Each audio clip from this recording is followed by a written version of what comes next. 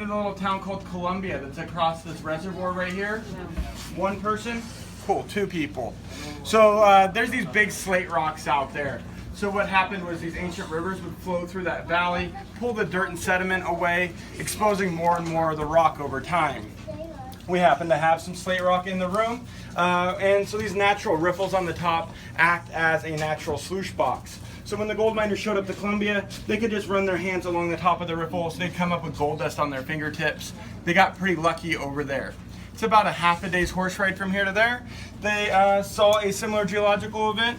They saw a big hole in the ground, and so you guys are now honorary gold miners. What do you think they were looking for inside of our cave? Gold. Right. What is gold? It's just a heavier mineral. It's called a royal mineral most of the time. Taking Avix. It's kind of nice because it conducts electricity really well. Besides that, it's kind of overvalued. Is it cool down there? It's a lot cooler in there. It's about 60 degrees in there. So it feels about 70 though. It's 85% humidity.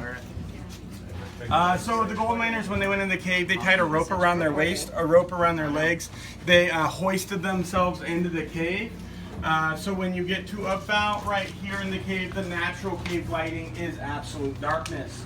They would use a little tool like this. It's basically a metal stick with a candle on it. They'd hold that in their teeth. And so they had this little, maybe 5-foot glowing orb around them as they got to the bottom. And what do you guys think that they found when they got to the bottom of the hole? Skeletons? Yeah, bones.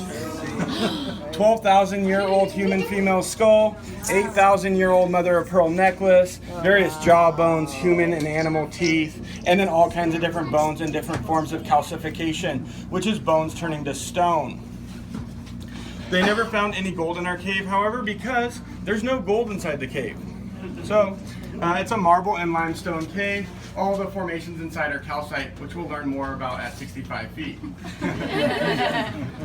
So the gold miners left. In the 1920s, lumberjacks owned rights to the property. They had finished lumbering the hill. They decided they were going to make their gold another way. They were going to give people tickets into the cave. So they would rappel 65 feet in, swing over to this platform right there, and here's a picture of them doing that. It's a little wooden platform. And what they decided was they would give people bucket tours into the cave. So they'd use a big winch like this, a half of a wine barrel, which there happens to be one in the back right. If you haven't seen a half of a wine barrel, it is very interesting. You should check it out. And legend says, which is a really nice way of me telling you that I'm lying, it was a nickel to go down and a quarter to come back out. Right about that time, Albert Tannerman came up with the idea to build a spiral staircase. It used a mast of a World War I battleship and the scrap metal from that battleship. It was built from the ground up. It was all done with arc welding. It's obviously subterranean. It's about 100 feet tall. It was the largest arc welding project on the west coast of its time. So it was a curiosity to people. They didn't know how arc welding worked. They'd come in to walk the stairs. I like to talk about the stairs this much because when we're done, we're going to hate the stairs. It's 16 and a half floors down, 16 and a half floors back up. If you are claustrophobic, the beginning is the worst. So it's about 40 feet down. Obviously I fit, so all of you guys will.